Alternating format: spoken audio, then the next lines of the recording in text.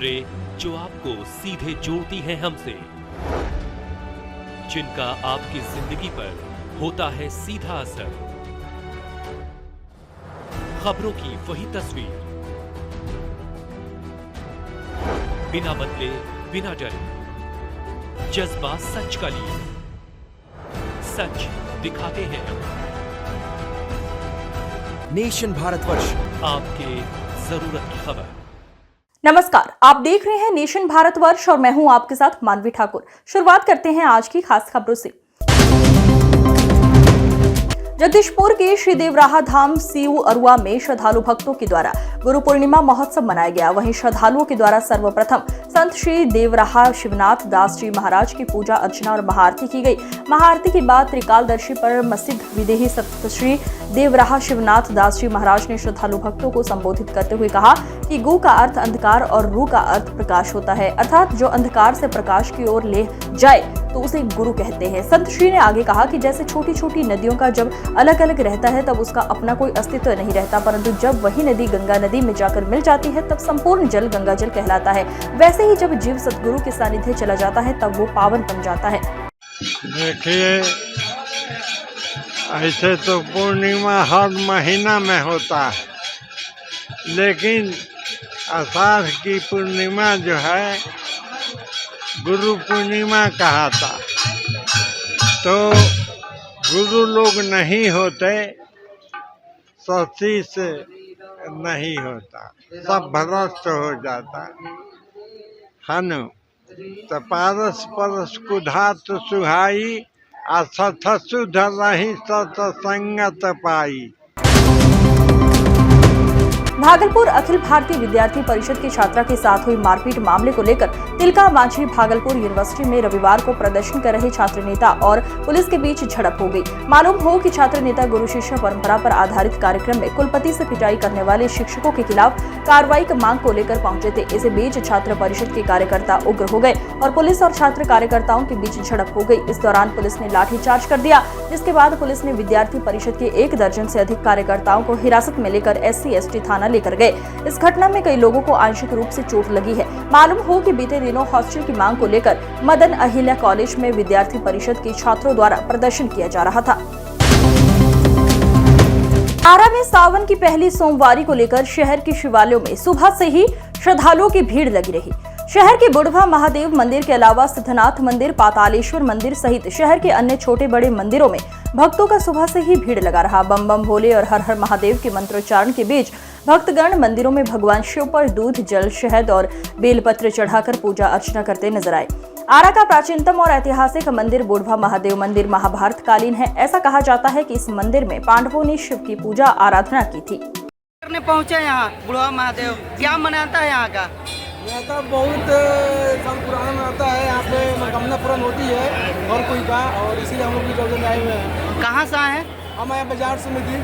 कहाँ से लोग पहुँचते हैं यहाँ पे? बहुत दूर से लोग पहुँचते हैं, पूरा भोजपुर जिले के लोग यहाँ पहुँचते हैं जल देने के लिए। क्या नाम हुआ आपका? नितेश नाम हुआ।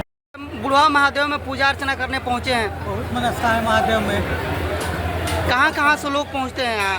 पूरे जिले से आते हैं लोग, पूरा जिले से लोग आते हैं यहाँ पर। क्या नाम हुआ आपका? खबर रोहतास जिला से है, जहां चेनारी से कैमूर पहाड़ी पर स्थित गुप्तेश्वर धाम विद्यालय जाने वाले पहाड़ी रास्ते को वन विभाग के द्वारा बंद कर दिया गया है, जिस कारण वाहनों का प्रवेश अब गुप्तेश्वर धाम तक नहीं हो सकता है, जिसको लेकर श्रद्धालुओं में काफी आक्रोश है। आपको बता दें कि पिछले साल सावन महीने में दुर्गम रास्ते से जाने के दौरान कई वाहन दुर्घटनाग्रस्त हो गए थे, जिसको देखते हुए वन विभाग के द्वारा गुप्ता धाम जाने वाले सड़क मार्ग को बंद कर दिया गया है। ऐसे में सभी प्रकार के वाहनों का प्रवेश दुर्गावती जलाशय के पास ही रोका गया है। बीते रात से ही सैकड़ों श्रद्धालु विभिन्न गाड़ियों के साथ गेट के पास खड़े हैं तथा गुप्ता धाम जाने के लिए रास्ते खोले जाने की मांग कर रहे हैं। आपको बता दें कि वैसे तो गुप्ता धाम पहले श्रद्धालु लगभग 25 से 30 किलोमीटर पैदल यात्रा कर वहां पहुंचते थे, लेकिन बाद में रास्ता बन जाने की वजह से इन दुर्गम रास्तों पर वाहनों का परिचालन होने लगा। माननीय पत्रकार महोदय जी, यहाँ तो समझिए कि अभी समस्या का अंबार लगा। खास करके कहिए बिहार सरकार के वन मंत्री और बिहार सरकार के वन पदाधिकारियों द्वारा यहाँ हम तीर्थयात्रियों के ऊपर अत्याचार किया जा रहा है। हम लोगों को आने जाने का जो साधन था, दुपहिया वाहन था, 4 पहिया वाहन था, यहाँ रोक दिया गया है। और हम लोग समझिए कि यहाँ से 20 किलोमीटर कैमूर पहाड़ी 1000 हाइट के ऊपर चढ़कर हम लोग आते हैं, लेकिन यहाँ समुचित दुकान की व्यवस्था नहीं है जो हम लोगों को खाने पीने का और समुचित संसाधन यहाँ उपलब्ध हो। विश्व प्रसिद्ध श्रावणी मेला का विधिवत उद्घाटन किया गया। बांका के प्रवेश द्वार धौरी में किया गया उद्घाटन मंत्री जयंत राज, सांसद गिरधारी यादव, विधायक मनोज यादव ने किया। इस अवसर पर जिले के सभी वरीय अधिकारी मौजूद रहे। वहीं मंत्री जयंत राज बोले कि कांवरियों को बिहार सरकार बेहतर सुविधा देने का काम कर रही है, आगे भी बेहतर से बेहतर सुविधा देने का काम करेगी। उन्होंने कहा कि जल्द ही सरकार पुराने धर्मशाला को नई तरीके से जीर्णोद्धार करेगी। सरकार इस विश्व प्रसिद्ध मेला को और भी बेहतर बनाने में लगी है। उन्होंने बताया कि कांवरियों को रास्ते में किसी तरह की असुविधा न हो, इसके लिए भी सरकार कार्य कर रही है। सावन का आज पहला जो है सोमवार भी है और सभी लोगों को प्रशासन की ओर से, बिहार सरकार की ओर से जो श्रावणी मेला में जो लोग आ रहे हैं बम लोग, उसके लिए अच्छी से अच्छी व्यवस्था की गई है। उन लोगों को कोई किसी तरह का कष्ट नहीं हो, इसका पूरा हम लोग ध्यान रखें। बिहार विधानसभा के मानसून सत्र के पहले दिन उप मुख्यमंत्री सम्राट चौधरी ने सदन में अनुपूरक बजट पेश किया। भारत के संविधान के अनुच्छेद 205 में अनुपूरक बजट का प्रावधान है। वित्तीय वर्ष 2024-25 के लिए बिहार विधानसभा 22 जुलाई 2024 को प्रथम अनुपूरक व्यय विवरण प्रस्तुत करेगी। आपको बता दें कि अनुपूरक बजट राज्य की विभिन्न आवश्यकताओं को पूरा करने के लिए विभिन्न योजनाओं और परियोजनाओं के लिए वित्तीय प्रावधान करता है।